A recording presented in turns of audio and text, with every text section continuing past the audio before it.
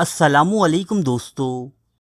آب حیات ایک ایسا پانی جس کو پی کر ہمیشہ کی زندگی مل جاتی ہے۔ عجیب بات یہ ہے کہ اس پانی کا ذکر دنیا کی اکثر تہذیبوں اور اکثر مذہبی روایات میں ملتا ہے۔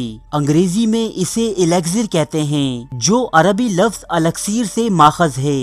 الیکسیر سے مراد ایک ایسی دوائی ہے جو ہر بیماری میں شفا دیتی ہے، اور جو اسے پی لے اسے ہمیشہ کی زندگی مل جاتی ہے۔ تاریخ انسانی میں زندگی کو امر کر دینے والے اس پانی کا سب سے پہلا تذکرہ قدیم مصری روایات میں ملتا ہے۔ ان روایات کے مطابق تھوت وہ دیوتا تھا جس نے ہمیشہ زندہ رہنے کے لیے آب حیات پی لیا تھا۔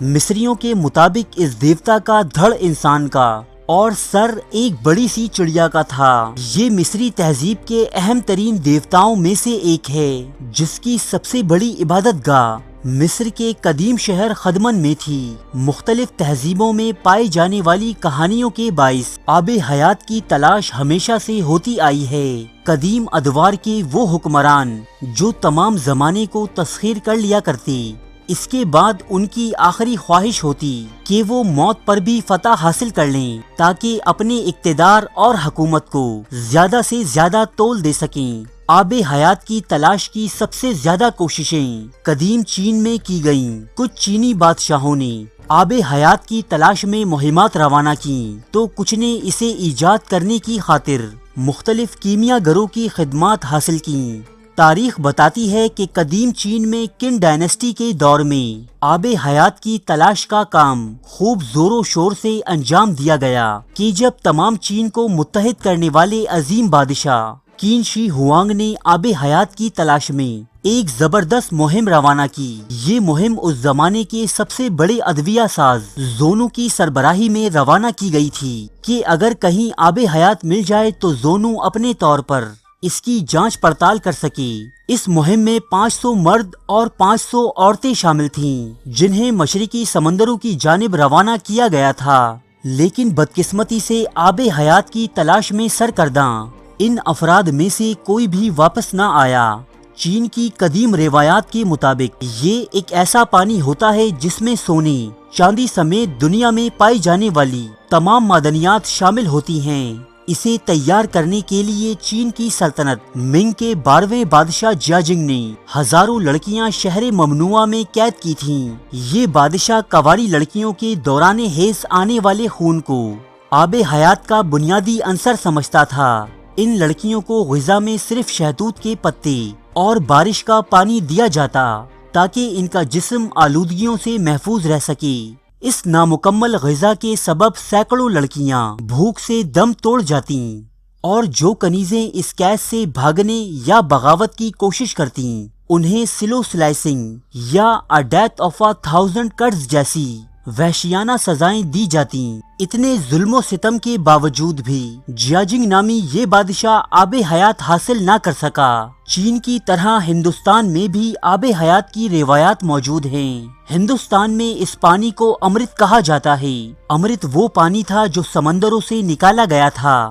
اس سلسلے میں سمندرا منتھن کے نام سے جو کہانی بیان کی جاتی ہے وہ کچھ یوں ہے کہ دیوتاؤں اور راکشسوں نے مل کر سمندر سے امرت نکالنے کی کوشش کی۔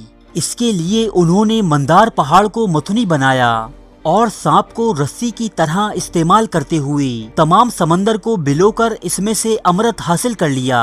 اور پھر یہ ہوا کہ بدی کی طاقتوں یعنی راکشسوں نے اپنے آپ کو ہمیشہ زندہ رکھنے کی خاطر اس پانی کو چوری کرنے کا ارادہ کیا۔ ان کا خیال تھا کہ امرت حاصل کر لینے کے بعد وہ دیوتاؤں پر فتح حاصل کر سکیں گے اور انہیں ہمیشہ کی زندگی مل جائے گی۔ اس تشویشناک صورتحال پر تمام دیوتاؤں نے ایک خصوصی میٹنگ کا انعقاد کیا، جس میں اندر، اگنی، برہما، وشنو اور شیو جیسے تمام اہم دیوتا موجود تھے۔ اس میٹنگ میں یہ طے پایا کہ امرت نامی اس پانی کو دوبارہ سمندر ہی میں چھپا دیا جائے۔ چنانچہ اس مقصد کے لیے امرت کو کچھوے کے ایک بڑے ہول میں چھپا کر ایک بہت بڑے پہاڑ کے نیچے دفن کر دیا گیا اور ایک بڑے سانپ کو اس پر مسلط کر دیا کہ وہ ہمیشہ اس کی حفاظت پر مامور رہے۔ ہندو عقیدے کے مطابق امرت جل نامی یہ عنصر آج بھی سمندر میں کسی پہاڑ کے نیچے دفن ہے، جس کی حفاظت کوئی بہت بڑا سانپ کرتا ہے۔ اگر ہم اسلامی تہذیب کی بات کریں تو قرآن و حدیث میں آب حیات جیسی کسی چیز کا کوئی ذکر موجود نہیں، لیکن پھر بھی ہمارے معاشرے میں اس سے جڑی ایک روایت گردش کرتی ہے۔ اس روایت کے مطابق جب بادشاہ ذوالقرنین یاجوج ماجوج کی دیوار سے فارغ ہوئے تو آپ نے چند عالموں سے درازی عمر کی دوا کے متعلق دریافت کیا۔ ان میں سے ایک عالم نے وصیت نامہ حضرت آدم علیہ السلام کا حوالہ دیتے ہوئے اس پانی کا احوال اور اس کا مقام ذوالقرنین بادشاہ کو بتایا۔ چنانچہ بادشاہ ذوالقرنین نے ایک لشکر اس پانی کی تلاش میں روانہ کیا۔ روایات کے مطابق جس کی سربراہی حضرت خضر علیہ السلام کر رہے تھے، بعد ازاں حضرت خضر علیہ السلام اس لشکر سے بچھڑ گئے اور اس پانی کو حاصل کرنے میں کامیاب رہے۔ چنانچہ حضرت خضر علیہ السلام کے بارے میں خیال کیا جاتا ہے کہ وہ آج بھی زندہ ہیں اور ہر سال حج بھی فرماتے ہیں، لیکن یہ روایت بھی گزشتہ بیان ہوئی روایات کی طرح محض ایک افسانوی اور من گھڑت کہانی ہی ہے۔ حقیقت میں آب حیات نامی کسی چیز کا کوئی وجود نہیں جو انسان کو دائمی زندگی فراہم کر سکے، کیونکہ قرآن مجید میں واضح طور پر ارشاد ہوتا ہے کلو نفس ذائقۃ الموت، ترجمہ ہر جان موت کا مزہ چکھنے والی ہے۔ آپ کو یہ جان کر حیرت ہوگی کہ زمانہ قدیم میں گزرے طاقتور قوموں اور بادشاہوں کی ناکامی کے باوجود موجودہ دور میں بھی آب حیات کو کھوجنے کی کوششیں جاری ہیں۔ مختلف ادویہ ساز کمپنیاں ایسی دوائیوں کی تیاریوں میں مصروف ہیں جو انسان کو مکمل طور پر بیماریوں سے پاک کر سکے، لیکن وہ جیسے ہی کسی موذی بیماری پر قابو پاتی ہیں، ایک نئی اور مزید خوفناک بیماری ان کے سامنے کھڑی ہوتی ہے۔ اس کے علاوہ آج کل ڈارک ویب اور مختلف پلیٹ فارمز پر ایک ایسی چیز فروخت کی جا رہی ہے جسے آب حیات سے تشبیہ دی جاتی ہے۔ ویل مچھلی جب سانس لیتی ہے تو اس کے سانس لینے کی جگہ پر ایک جیلی سی جم جاتی ہے۔ ماہرین کے مطابق یہ جیلی سمندر کی ساری نمکیات اور معدنیات کا مرکب ہوا کرتی ہے۔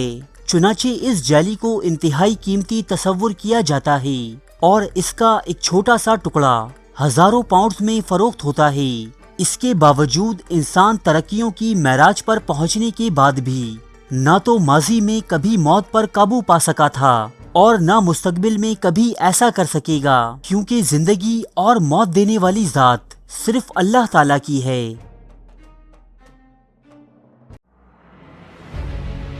تاریخ کے موضوع پر پاکستان کا سب سے بڑا چینل، جہاں ملتے ہیں سچے واقعات مستند حوالوں کے ساتھ، قدیم تہذیبوں کے عجیب و غریب حقائق،